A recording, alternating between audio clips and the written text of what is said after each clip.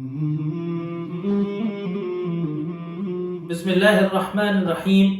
الحمد لله رب العالمين، والصلاة والسلام على رسوله النبي الكريم محمد وعلى آله وصحبه أجمعين ومن تبعهم بإحسان ودعا بدعوتهم إلى يوم الدين. أما بعد، فقال الله سبحانه وتعالى: فأعوذ بالله من الشيطان الرجيم. بسم الله الرحمن الرحيم. أرأيت الذي يكذب بالدين فذلك الذي يدع اليتيم ولا يحض على طعام المسكين فويل للمصلين الذين هم عن صلاتهم ساهون الذين هم يراءون ويمنعون الماعون. صدق اللہ العظیم. محترم ناظرین، السلام علیکم ورحمۃ اللہ وبرکاتہ. گزشتہ نشست کے اندر، سابقہ لیکچر کے اندر سورہ قریش کی الحمدللہ تکمیل ہو گئی تھی، اور آپ سے یہ کہا گیا تھا کہ انشاءاللہ اگلی نشست کے اندر سورۃ الماعون کے تعلق سے گفتگو ہوگی. یہ سورت بھی زیادہ تر مفسرین کے نزدیک اس سورہ کو مکی سورہ قرار دیا گیا ہے، اور یہ اسی تسلسل میں آ رہی ہے جہاں پر مستقل مکی صورتوں کو ذکر کیا گیا ہے قرآن کے آخری حصے میں. لیکن کچھ مفسرین سے اس سورہ کے مدنی ہونے کا بھی ذکر کیا گیا ہے کہ یہ سورت مدنی ہے. بعض مفسرین کا گمان یہ ہوا ہے کہ اس سورت کا آدھا حصہ تو مکی ہے، اور یہ عاص بن وائل یا ولید بن المغیرہ یا ان جیسے مشرکین کے تعلق سے، ان جیسے مشرکین کے سلسلے میں نازل ہوا ہے، اور اس کا آدھا آخری حصہ عبداللہ ابن ابی ابن سلول منافقین کے تعلق سے میں اترا ہے جو مدنی ہے. دراصل اس صورت کے اندر نماز صلاۃ کا آیا ہے اور ریاکاری کا تذکرہ آیا ہے، جس سے یہ ذہن بنا لوگوں کا، جس سے رائے قائم ہوئی کہ یہ صورت مدنی صورت ہوگی، کیونکہ نماز سے لاپرواہی، نماز سے غفلت برتنا اور ریاکاری کے لیے عبادت کرنا یا ریاکاری کے لیے نماز پڑھنا اور معون کو روکنا، یہ جو صفات ہیں یہ مدینے کے اندر جو ہے منافقین جب سامنے آئے تو اس وقت یہ صفات سامنے آئیں، اور اس وقت پھر اس طریقے کا تجزیہ معاشرے میں کرنے کی ضرورت پیش آئی. بہرحال دونوں قول اگر مانے جائیں کہ یہ صورت مکی ہے لیکن اس کے اندر آگے کا ذکر ہے، یا پھر یہ کہا جائے کہ اس صورت کا یہ 3 آیتیں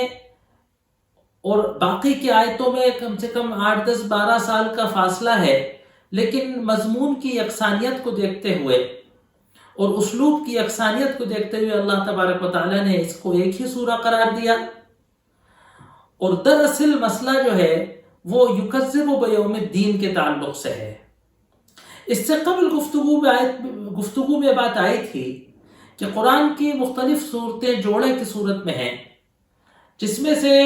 سورہ فیل اور سورہ قریش کا جوڑا ہونا آیا ہو گیا تھا کہ دونوں قریش کے سیاسی و مذہبی و معاشی جو حیثیت تھی جزیرۃ العرب میں،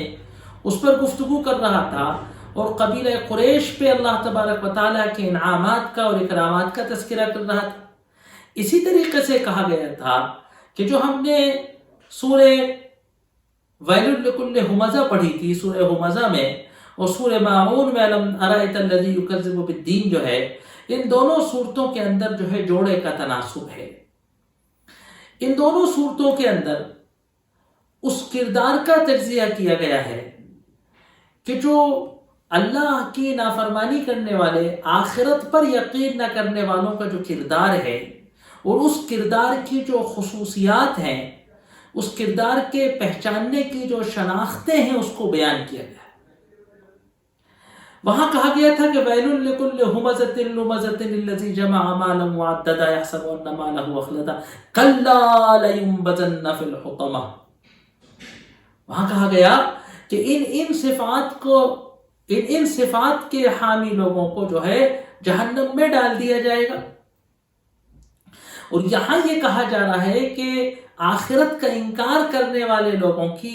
کیریکٹر اور کردار کیسا ہوتا ہے۔ یقیناً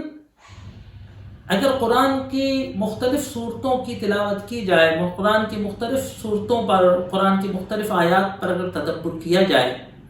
تو ایک نتیجہ ہمارے سامنے آتا ہے کہ انسان کی دنیاوی زندگی کو صحیح راہ راست پر رکھنے کے لیے، انسان کو خراب اور برے کردار سے، بری خصلتوں سے بچائے رکھنے کے لیے اور اعلیٰ ظرفی اور اعلیٰ اخلاق کا وہ کردار حامل ہو، اس کے لیے کلیدی اور بنیادی چیز جو ہے وہ یہ ہے کہ وہ آخرت پر یقین رکھتا ہو۔ یعنی یوں کہا جا سکتا ہے کہ آخرت کا یقین، آخرت کا تصور، آخرت کا عقیدہ، آخرت پر ایمان ہی انسان کی زندگی کو صحیح محور پر رکھنے کے لیے، انسان کی زندگی کو درست رکھنے کے لیے اور انسان کی زندگی کو بگاڑنے کے لیے کافی۔ اگر آخرت پر یقین ہے،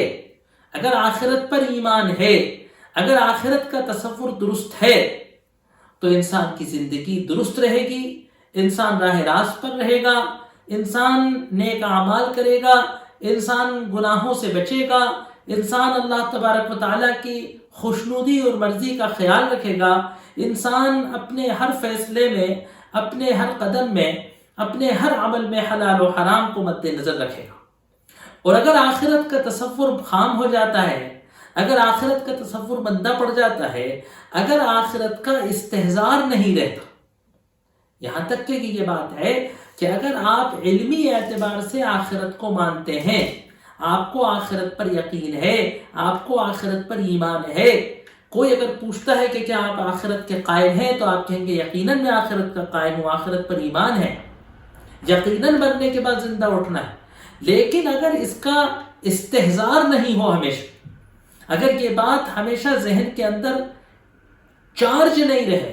تو انسان بھول جاتا ہے۔ اس لیے شیطان کا سب سے بڑا حربہ کیا ہے کہ وہ یہ کہتا ہے کہ بھئی ابھی تو زندہ جینے کی باتیں کرو، بھئی ابھی تو جب مریں گے جب کی جب دیکھی جائے گی، ابھی چھوڑو۔ اور قرآن کا طریقہ کار یہ ہے نا، شیطان دنیا میں الجھانا چاہتا ہے، دنیا کی رغبتوں کو، دنیا کی شہوتوں کو بھڑکائے رکھنا چاہتا ہے تاکہ آخرت کا استحضار اور آخرت کا تصور سامنے نہ آ سکے۔ دنیا کے تمام مذاہب میں آخرت کا تصور ہے، لیکن دو برائیاں ہیں۔ ایک تو یہ کہ دنیا داری اتنی حاوی ہو گئی ہے کہ آخرت کا استحضار نہیں رہتا، آخرت کا صحیح تصور نہیں آتا، یا پھر یہ کہ ان عقیدوں میں آخرت کا تصور اتنا گنجلک ہے نا کہ صاف نہیں ہے۔ قرآن نے ان دونوں چیزوں کو، ان دونوں مشکلوں کو سمجھ کر جو آخرت کے عقیدوں کو قرآن نے پورے قرآن میں سورہ فاتحہ سے لے کے ناس تک پیوست کیا ہے کہ قرآن پڑھنے والا کبھی، قرآن کے مطلب کو سمجھنے والا کبھی اس بات سے اوجھل نہیں رہ سکتا۔ اگر وہ ایک پارہ، سوا پارہ، ڈیڑھ پارہ، آدھا پارہ اگر پڑھتا ہے تو ایسا ہو ہی نہیں سکتا کہ آخرت کا تذکرہ نہ آیا ہو، قیامت کا تذکرہ نہ آیا ہو، موت کا تذکرہ نہ آیا ہو، حساب و کتاب کا تذکرہ نہ آیا ہو، جنت و دوزخ کا تذکرہ نہ آیا ہو، جنت کی نعمتوں کا جنت کی نعمتوں کا تشویق، جنت کی نعمتوں کا قرآن پڑھ کے جنت کی نعمتوں کا شوق نہ آیا ہو، آخرت کے عذاب اور آخرت کی سزائیں اور جہنم کی ہولناکی سے انسان کو ڈرایا نہ گیا ہو۔ یہ تو ہماری محرومی ہے، ہماری محرومی ہے کہ ہم قرآن پڑھتے ہیں اور سمجھتے نہیں، ہم قرآن کی تلاوت کرتے ہیں اور اس کا مطلب نہیں سمجھتے، ہم نماز میں قرآن سنتے ہیں، ہے نا، امام کے پیچھے کھڑے ہو کے ہم قرآن سنتے ہیں لیکن ہم اس کا مطلب سمجھتے نہیں ہیں، تو یہ تو ہماری محرومی ہے۔ لیکن اگر ہم قرآن کا مطلب سمجھتے ہوں، اگر ہم قرآن کا استحضار رکھتے ہوں، ہے نا، یہ چھوٹی صورتیں جو امام پڑھاتے ہیں نمازوں میں، اسی لیے سب سے پہلے اس تفسیر کے پروگرام کے اندر، ہمارے اس چینل کے اس پروگرام پہ سب سے پہلے ہم نے ان صورتوں کو اسی لیے چنا کہ جب امام اللہ اکبر کہے اور نماز پڑھائے تو کم سے کم ہم صبح و شام جب امام کے پیچھے نماز پڑھتے ہیں تو ہمیں اس کے معانی کا استحضار ہو۔ تو قیامت خالی ایک آئیڈیالوجی کے طور پر نہیں، ایک محسوس کرنے کے لیے کہ آیتیں پڑھ کے ہمیں احساس ہو، فیلنگز ہو، قیامت کو بالکل تصور، اس کا آخرت کا تصور، جنت کا تصور، دوزخ کا تصور، عذاب کا تصور ہماری نگاہوں سے گزر جائے۔ جو انسان آخرت پر یقین نہیں کرتا، آخرت کا عقیدہ اس کا ڈھیلا ہو جاتا ہے، یا وہ آخرت کا انکار کرتا ہے، حساب و کتاب کا انکار کرتا ہے، اس دنیا کی کارکردگی کی جواب دہی،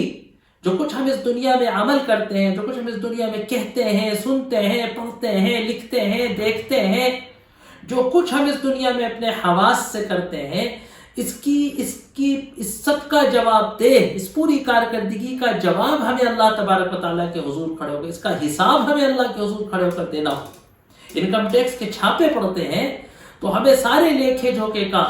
اپنے سارے ٹرانزیکشن کا، اپنے سارے لین دین کا، اپنے سارے حساب کتاب کا، اپنے سارے سودوں کا، اپنے سارے سامان کا، اپنے سارے الیکٹرانکس کا، اپنے سارے سونے چاندی کی رسیدیں پیش کرنا پڑتی، حساب پیش کرنا پڑتا۔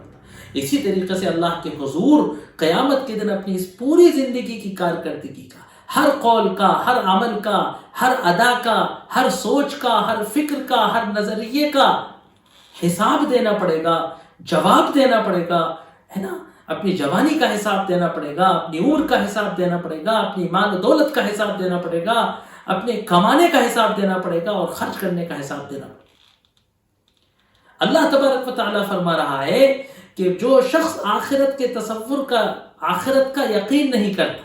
جو شخص آخرت کو جھٹلاتا ہے، أَرَأَيْتَ الَّذِي يُكَذِّبُ بِالدِّينِ، سرور کائنات محمد صلی اللہ علیہ وآلہ وصحبہ وسلم کو مخاطب کیا جا رہا ہے، اور آپ کے ضمن میں ہر تالی قرآن کو مخاطب کیا جا رہا ہے، ہر قرآن پڑھنے والے کو مخاطب کر کے کہا جا رہا ہے کہ أَرَأَيْتَ، کیا تم نے دیکھا، ہے نا؟ ہم اس سے پہلے بھی کئی بار بتا چکے ہیں، اور خاص طور سے اس طریقے کی جب آیات آتی ہیں تو وہ بات اور عیاں ہو جاتی ہے کہ عربی زبان میں ترا جو ہے، رہا یرا، غور و خوض کرنے کے بارے میں آتا ہے، سوچنے کے بارے میں آتا ہے۔ ارأیت، کیا تم نے کبھی غور کیا، کیا تم نے کبھی سوچا،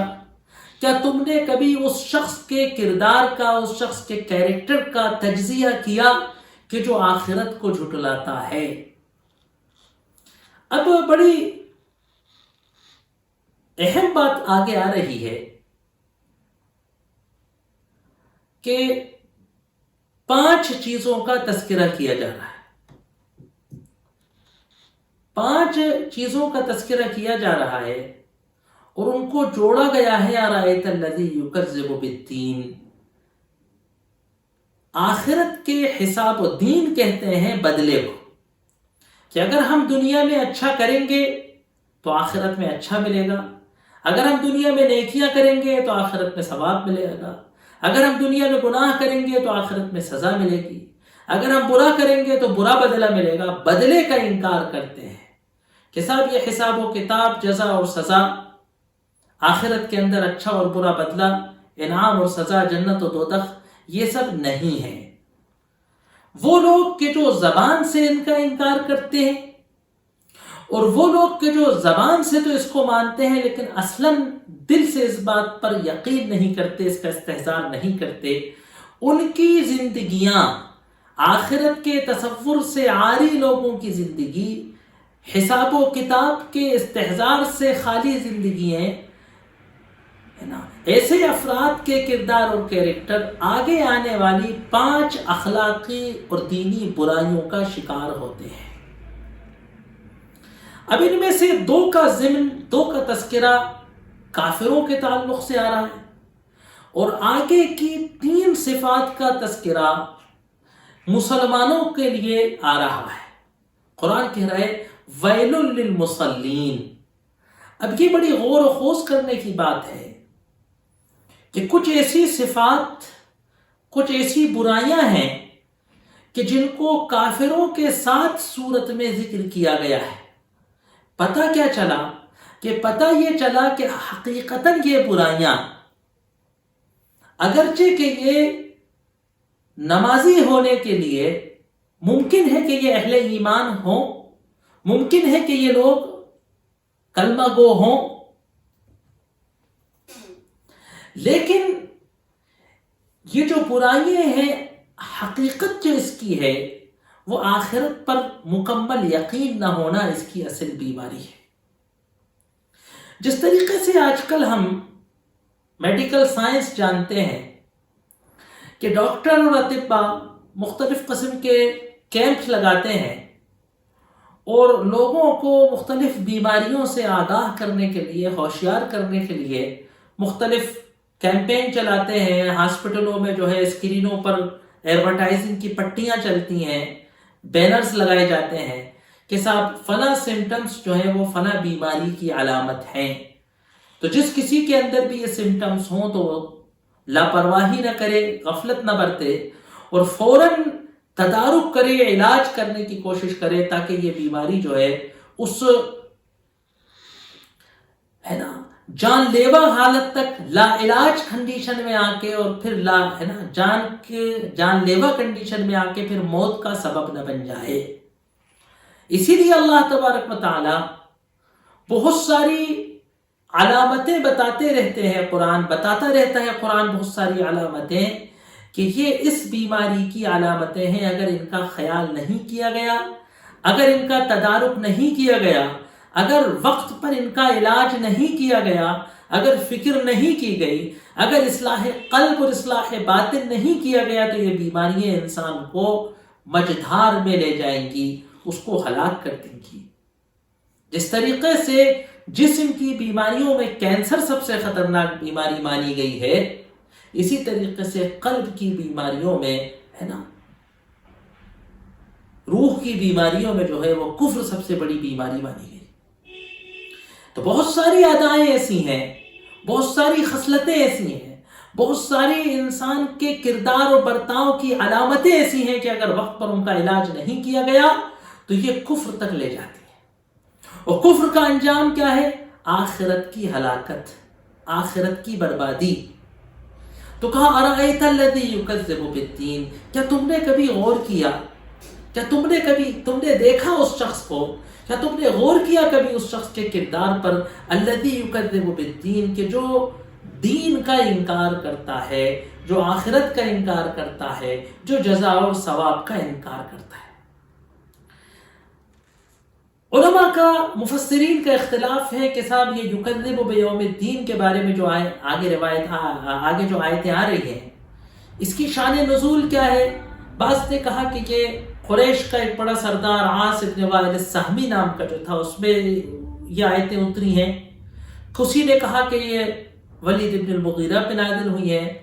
کسی نے کہا کہ یہ ابو سفیان جو فتح مکہ کے وقت ایمان لائے، اس وقت وہ ایمان نہیں لائے تھے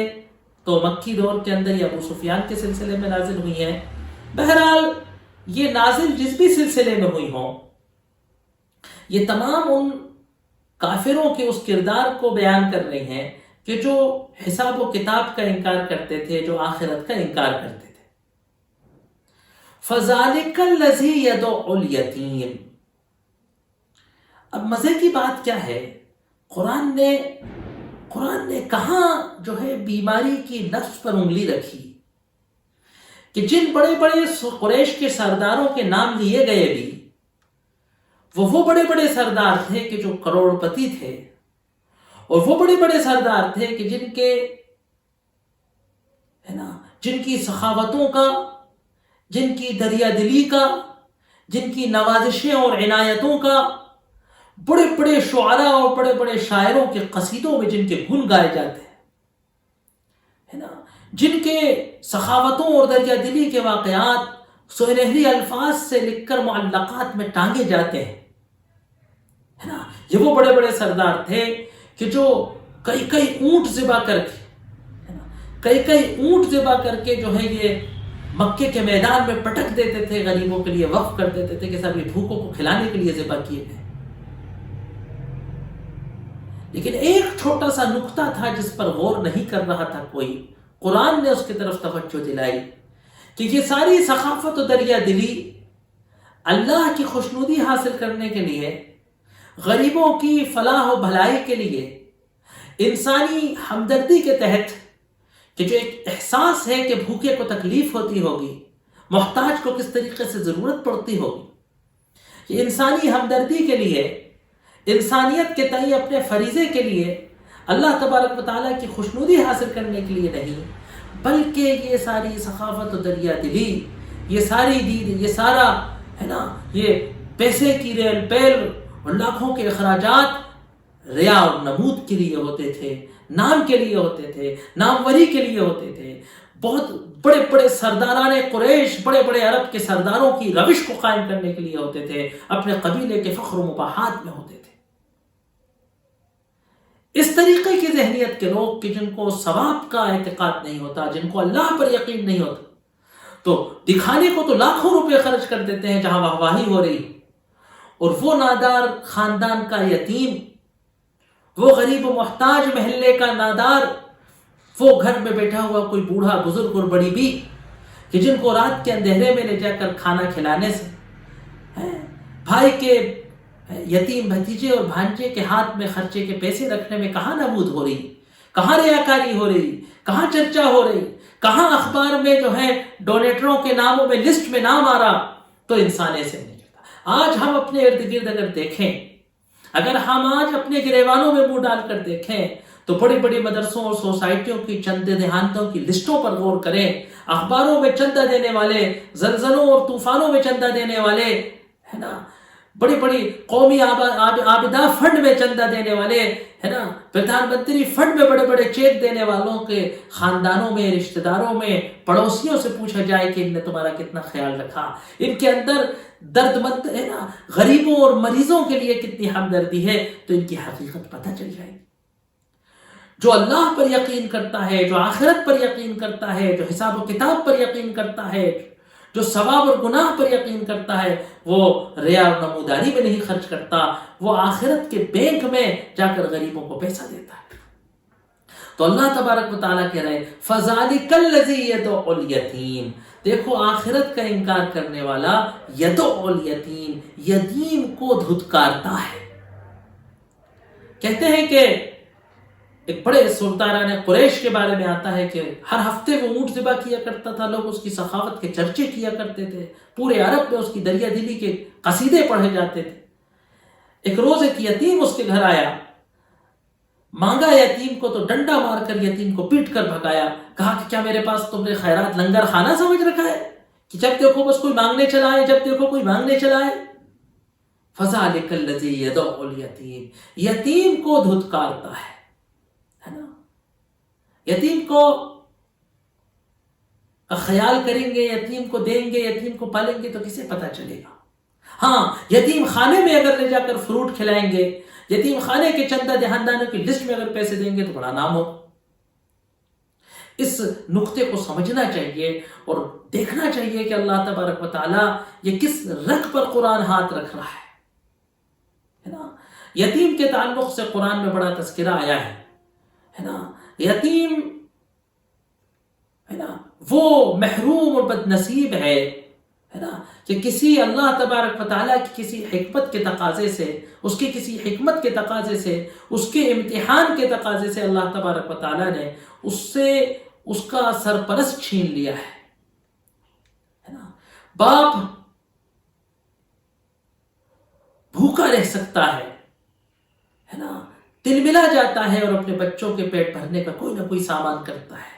وہ معصوم بے بس کہ جس سے اللہ تبارک و تعالیٰ نے سرپرست کا سایہ اٹھا لیا ہو، ساری دنیا کا حق ہے کہ اس سے ہمدردی کرے، اس سے محبت کرے ہے نا، اس کے لیے اس کا دل پسیجے، اس کی مدد کرے۔ اسی لیے قرآن لفظ استعمال کرے یدعو، وہ یتیم کو دھتکارتا ہے، وہ ایسا سنگ دل ہو جاتا ہے، وہ ایسا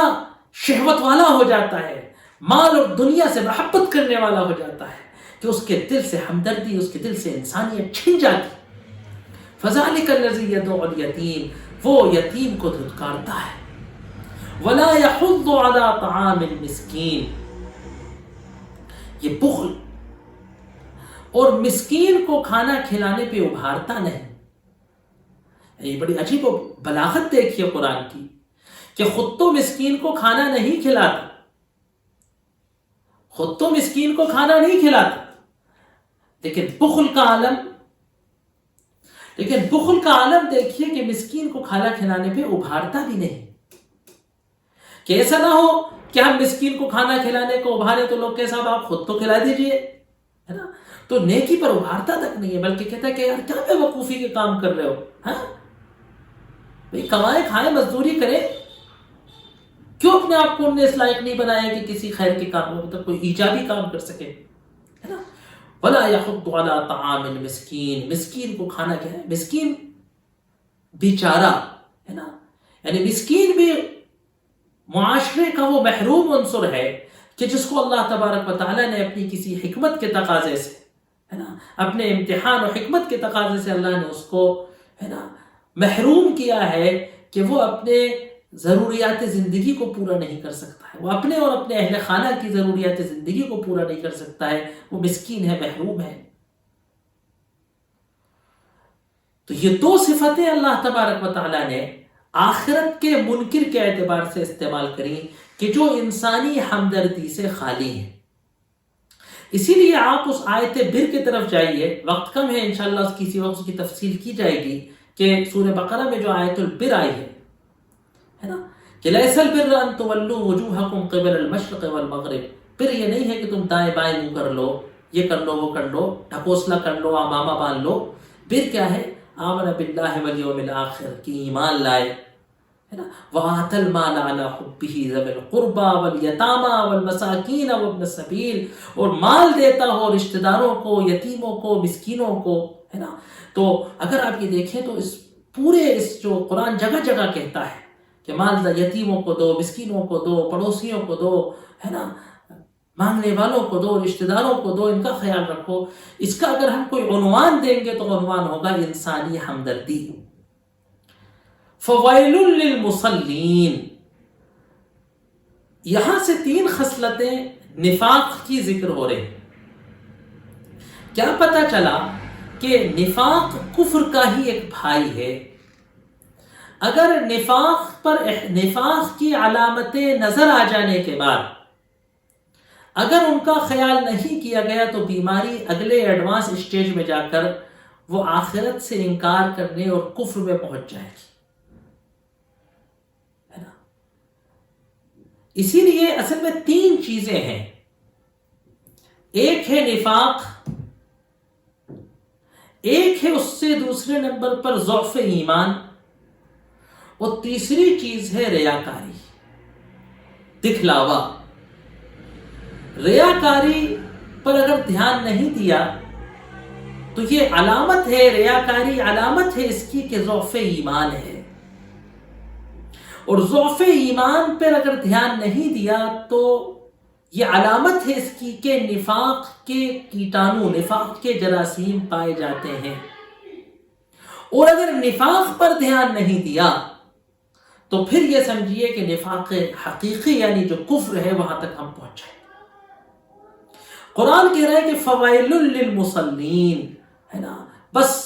ہلاکت و ستیاناس ہو ان نمازیوں کا کہ جو بظاہر نمازی نظر آتے ہیں، جو بظاہر ایمان والے اسلام کی حدود پر عمل کرتے ہیں، اللہ کے حقوق ادا کرتے ہیں۔